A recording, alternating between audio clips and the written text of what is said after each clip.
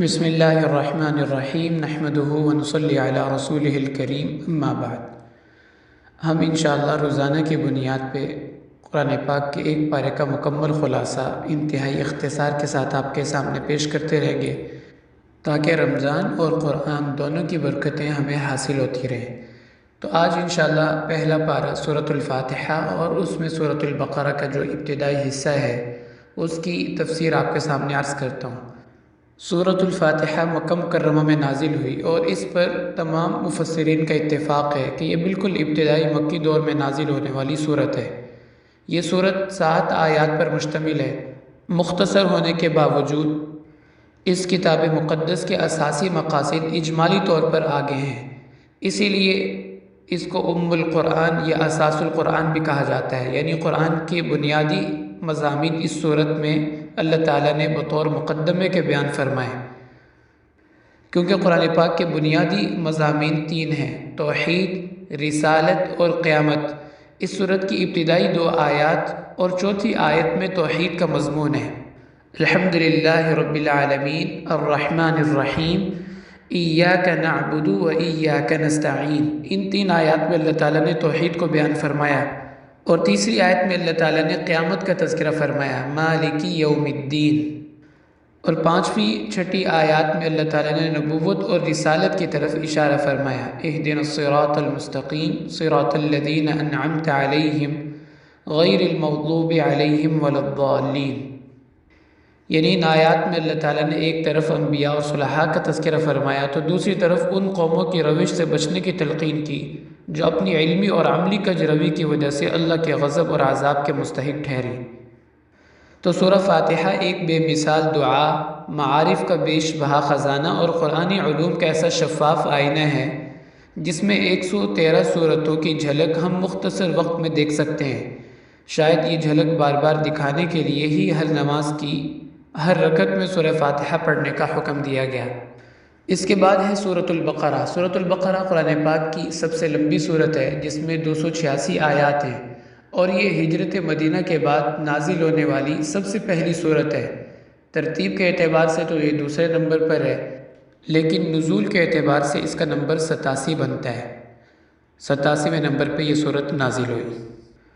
بقرہ عربی زبان میں گائے کو کہتے ہیں، اور اس میں چونکہ اللہ تعالیٰ نے بنی اسرائیل کے ایک گروہ کا تذکرہ فرمایا جن کو گائے ذبح کرنے کا حکم دیا گیا تھا، اسی نسبت سے اس سورہ کو سورۃ البقرہ کہا جاتا ہے۔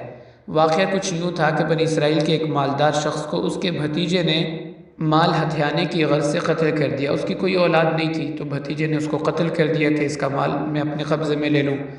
پھر رات کی تاریکی میں اس کی نعش اٹھا کر کسی دوسرے کے دروازے پر ڈال دی اور اس پر قتل کا دعویٰ بھی کر دیا۔ قریب تھا کہ مدعی اور مدعا علیہ کے خاندان ایک دوسرے پر ہتھیار اٹھا لیتے کہ اللہ تعالیٰ نے موسیٰ علیہ السلام کے ذریعے انہیں گائے ذبح کرنے کا حکم دیا اور اس کے گوشت کا کچھ حصہ اس مقتول کے جسم کے ساتھ لگانے کا فرمایا۔ اس عمل سے وہ مقتول زندہ ہو کر اٹھ بیٹھا اور اس نے اپنے قاتل کی نشاندہی خود کر دی۔ اس واقعے سے 3 فائدے ہوئے۔ ایک تو قاتل کی نشاندہی ہو گئی، اور دوسرا فائدہ یہ ہوا کہ اس وقت بنی اسرائیل کے کچھ لوگ قیامت کے اس دن اٹھائے جانے پر شکوک و شبہات میں مبتلا تھے۔ اللہ تعالیٰ نے ایک عملی مشاہدہ کروا دیا کہ قیامت کے دن اللہ تعالیٰ دوبارہ سے کیسے زندہ فرمائیں گے۔ اور تیسرا فائدہ یہ ہوا کہ بنی اسرائیل کے دلوں میں بچڑے کی پوجا کرنے کی وجہ سے گائے کی جو عقیدت رچ بس گئی تھی وہ بھی کافی حد تک کم ہو گئی، کیونکہ ان کو اس بات کا یقین ہو گیا کہ یہ خود معبود نہیں ہے، جو اپنی جان کی بھی مالک نہ ہو گائے، وہ کیسے عبادت کے لائق ہو سکتی ہے۔ پھر اس کے بعد سورۃ البقرہ میں اللہ تعالیٰ نے سب سے پہلے قرآن پاک کا تعارف کروایا، اور اس کے بعد انسانوں کی 3 قسمیں ذکر فرمائی: نمبر 1 مومن، نمبر 2 کافر، اور نمبر 3 منافق۔ ایمان والے کی نمایاں صفات میں اللہ تعالیٰ نے 5 چیزوں کا تذکرہ فرمایا۔ نمبر 1 ایمان بالغیب، یعنی ان حقائق پر ایمان جن کا حواس سے ادراک نہیں کیا جا سکتا، جیسے جنت، جہنم، حشر، حساب وغیرہ۔ اور دوسری صفت بیان فرمائی اقامت صلاح، یعنی نماز کو شروط آداب کا لحاظ کرتے ہوئے مستقل ادا کرتے رہنا۔ اور تیسری بات فرمائی ادائے زکوٰۃ، یعنی قرآن پاک میں عام طور پر نماز اور زکوٰۃ کا اکٹھے ذکر آیا ہے، اس لیے کہ نماز اللہ تعالیٰ کا حق ہے اور زکوٰۃ بندوں کا حق ہے، اور انسان کا ایمان اس وقت تک کامل نہیں ہو سکتا جب تک کہ وہ دونوں قسم کے حقوق ادا نہ کرے۔ اور چوتھی صفت بیان فرمائی اہل ایمان کی، متقین کی، کہ ان تمام آسمانی کتابوں پر ایمان لاتے ہیں جو مختلف زمانوں میں انبیاء اور رسول پر اتاری گئی۔ اور پانچویں صفت کہ آخرت پر ایمان رکھتے ہیں۔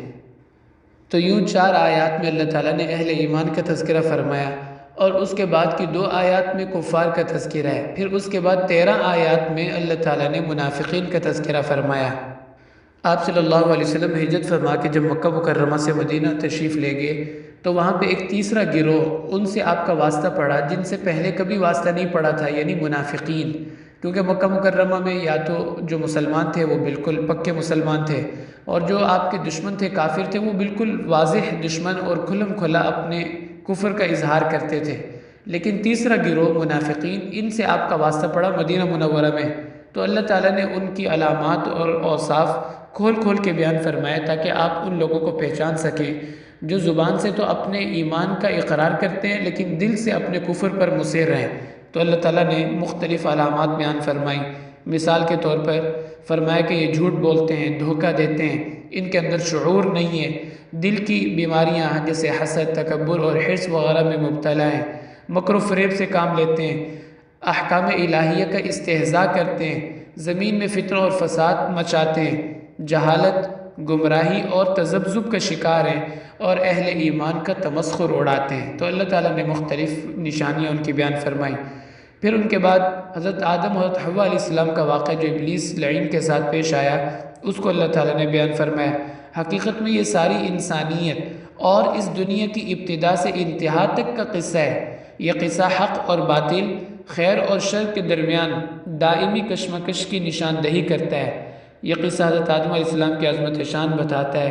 انہیں ارضی خلافت عطا کی گئی، ایسے علم سے نوازا گیا جو فرشتوں کے پاس بھی نہیں تھا، ملائکہ کو ان کے سامنے سجدہ ریز ہونے کا حکم دیا گیا، منصب خلافت پر اللہ تعالیٰ نے انہیں فائز فرمایا اور انہیں زمین میں اپنا خلیفہ مقرر فرمایا۔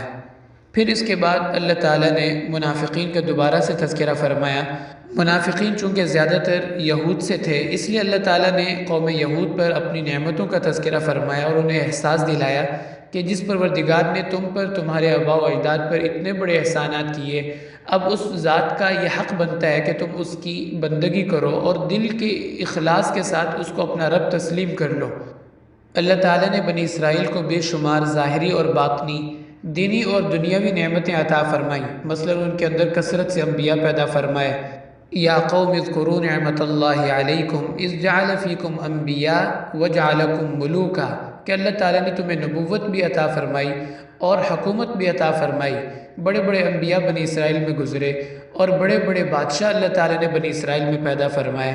تو نبوت جو کہ دینی نعمتوں کی انتہا ہے اور حکومت جو دنیاوی نعمتوں کی انتہا ہے، اللہ تعالیٰ نے دونوں نعمتیں انتہائی اعلیٰ درجے کے ساتھ تمہیں عطا فرمائی۔ اور اس کے بعد فرمایا کہ یاد کرو وہ وقت جب فرعون کے مظالم سے اللہ تعالیٰ نے تمہیں نجات دی۔ حضرت موسیٰ علیہ السلام کی قیادت میں یہ لوگ مصر سے ہجرت کر کے فرعون سے نجات پا گئے، اور سمندر میں ان کے لیے اللہ تعالیٰ نے راستے بنائے، اور ان پر ظلم و ستم ڈھانے والے کو ان کی نظروں کے سامنے اللہ تعالیٰ نے لاؤ لشکر سمیت دریا میں غرق کر دیا۔ صحرائے سینا میں جب وہ بے سر و سامانی کے عالم میں تھے، ان کے کھانے کے لیے اللہ تعالیٰ نے من و سلوہ اتارا اور سائے کے لیے ٹھنڈے بادلوں کا انتظام فرمایا۔ پینے کے لیے پانی کی تلاش ہوئی تو پتھر سے 12 چشمے اللہ نے جاری فرما دیے۔ اس کے بعد بتایا گیا کہ انہوں نے ان نعمتوں کا شکر ادا نہ کیا اور بتدریج کفران نعمت کی بیماری میں مبتلا ہو گئے، چنانچہ انہوں نے حق کو چھپایا، خاتم النبیین صلی اللہ علیہ وسلم کی نبوت کا انکار کیا، بچھڑے کی عبادت کی، دشت سینا میں بے صبری اور حرص و طمع کا مظاہرہ کیا، اریحہ شہر میں متکبرانہ انداز میں داخل ہوئے جبکہ انہیں عاجزی کے ساتھ داخل ہونے کا حکم دیا گیا تھا۔ اسی طرح انہوں نے انبیاء علیہ السلام کو ناحق قتل کیا، بار بار بدعہدی کے مرتکب ہوئے، ان کے دل اللہ نے سخت کر دیے۔ انہوں نے اللہ تعالیٰ کے کلام کو، بات کو، آواز کو سنا اور اس کے مفہوم کو اور معنی کو بدل دیا۔ شریعت کے بعض احکام پر وہ ایمان لائے اور بعض کا انکار کرتے رہے، بغض اور حسد کی بیماری میں مبتلا ہو گئے۔ انہیں مادی زندگی سے مبالغہ کی حد تک محبت تھی، یعنی دنیا سے بے انتہا محبت کرتے تھے۔ مقرب فرشتوں سے بیزاری کا اظہار کرتے تھے، خاص طور پر جبرائیل علیہ السلام سے، کہ یہ وہی فرشتے ہیں جنہوں نے ہمارے آباء و اجداد پر مختلف قسم کے عذابات لے کر آئے تھے۔ سحر، کہانت، جادوگری میں زیادہ دلچسپی رکھتے تھے، عملیات کو حد سے زیادہ پسند کرتے تھے، خاص طور پر ایسے عملیات کے جن کے ذریعے میاں بیوی کے درمیان جدائی ہو جائے تاکہ گناہوں کا راستہ، بدکاری اور بے حیائی اور فحاشی کا راستہ کھل سکے۔ اس کے بعد اللہ تعالیٰ نے فرمایا کہ یہ بدعملی کے باوجود جنت کے واحد ٹھیکیدار ہونے کا دعویٰ کرتے ہیں۔ وہ بڑے وثوق سے کہتے ہیں کہ جنت میں صرف یہود و نصارہ ہی جا سکتے ہیں۔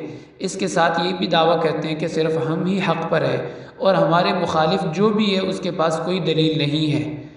یہود پر انعامات اور ان کے کفران نعمت اور جرائم کی تفصیل کے بعد اللہ تعالیٰ نے حضرت ابراہیم علیہ السلام کا تذکرہ فرمایا، جن کی عظمت شان کو یہود و نصارہ دونوں تسلیم کرتے تھے اور فخریہ طور پر ان کی طرف اپنی نسبت کرتے تھے۔ حالانکہ اگر وہ اپنے اس دعوے میں سچے ہوتے تو ہمارے آقا صلی اللہ علیہ وسلم کی اتباع ضرور کرتے، کیونکہ آپ سچے ابراہیمی تھے اور ابراہیمی ملت اور مسلک کی پیروی کرنے والے تھے۔ پھر اس کے بعد اللہ تعالیٰ نے حضرت ابراہیم علیہ السلام پر آنے والی مختلف آزمائشوں کا تذکرہ فرمایا کہ ہم نے مختلف ابتلاؤں اور آزمائشوں میں ان کو ڈالا، لیکن وہ ہر آزمائش سے سرخرو ہو کر نکلے۔ والد کی بت پرستی سے بیزاری کا معاملہ ہو یا قوم سے ٹکراؤ کا، نمرود سے بحث و مباحثے کا مرحلہ ہو یا آگ میں ڈالے جانے اور وطن سے ہجرت کا، بیوی اور بچے کو بے آب و گیا وادی میں چھوڑنے کا حکم ہو یا لخت جگر کو اپنے ہاتھوں سے ذبح کرنے کا، اللہ کے خلیل ہر مقام پر ثابت قدم میں رہے اور ان کے قدموں میں ذرا برابر لغزش نہ آئی۔ اسی ثابت قدمی کی برکت تھی کہ ان کی دعائیں قبول ہوئیں، مکہ پر امن شہر بنا، وہاں کے رہنے والوں کو پھلوں کا رزق میسر آیا، اور سب سے بڑی دعا جو قبول ہوئی وہ یہ کہ اللہ تعالیٰ نے قریش کی نسل سے خاتم النبیین صلی اللہ علیہ وسلم کو پیدا فرمایا۔ حضرت خلیل کے معاصر اور مفاخر بیان کرنے کے بعد اللہ تعالیٰ فرماتے ہیں کہ ملت ابراہیمی سے وہی شخص اعراض کر سکتا ہے جو شقی، احمق اور خواہشات کا غلام ہو۔ تو یہود و نصارہ صرف حضرت ابراہیم علیہ السلام کا نام استعمال کرتے تھے، لیکن ان کی تعلیمات سے کوسوں دور تھے۔ ان کا دعویٰ تھا کہ اللہ تعالیٰ نے نجات یہودیت اور نصرانیت کی اتباع میں رکھی ہے، جبکہ اللہ تعالیٰ نے اپنے نبی کو حکم دیا کہ آپ انہیں حنفیت یعنی دین اسلام کی طرف دعوت دیں، جو کہ حضرت ابراہیم علیہ السلام کا اصل دین ہے، تمام انبیاء کا بلکہ وہ دین ہے۔ اگر وہ آپ کی دعوت کو قبول کر لیں تو ہدایت پا جائیں گے، اور اگر قبول نہ کریں تو ان کا انکار اور گمراہی کسی دلیل کی بنا پر نہیں ہوگی بلکہ ضد اور عناد کی بنا پر ہوگی، تو آپ انہیں عناد کی گندگی میں پڑا رہنے دیں، اللہ ان سے خود نمٹ لے گا۔ ارشاد ہوا کہ اگر یہود و نصارہ بھی اس طرح ایمان لے آئیں جس طرح تم ایمان لائے یعنی صحابہ، تو یہ ہدایت پا جائیں گے، اور اگر وہ منہ موڑیں تو اس پر تعجب نہ کرو، کیونکہ ضد اور مخالفت ان کی عادت ہے جو پہلے انبیاء کے ساتھ بھی یہ کرتے رہے۔ اگر انہوں نے شرارت کرنے کی کوشش کی تو اللہ تعالیٰ ان سے عن قریب نمٹ لے گا، اور وہ بڑا سننے والا اور بہت جاننے والا ہے۔ تو یہ پہلے پارے کا خلاصہ ہے جس میں اللہ تعالیٰ نے شروع میں متقین کی صفات کا تذکرہ فرمایا، پھر اس کے بعد منافقین کی کچھ بری عادتیں بیان کی، بنی اسرائیل کی گائے کا تذکرہ کیا۔ اس کے بعد اللہ تعالیٰ نے حضرت موسیٰ علیہ السلام کی قوم پر جو انعامات کیے تھے بنی اسرائیل پر، ان کا تذکرہ فرمایا اور اس کے بدلے ان کا کیا رویہ تھا اور وقت کے انبیاء کے ساتھ ان کا کیسا معاملہ رہا، اللہ تعالیٰ نے اس کا تذکرہ فرمایا، اور آخر میں فرما دیا، فیصلہ فرما دیا کہ یہود و نصارہ یہ ملت ابراہیمی پر نہیں ہے بلکہ مسلمان ہی اصل ملت ابراہیمی کے پیروکار ہیں اور یہی نجات پانے والے ہیں۔ اللہ تعالیٰ ہمیں اپنی کتاب کا فہم نصیب فرمائے۔ وآخر دعوانا ان الحمد للہ رب العالمین۔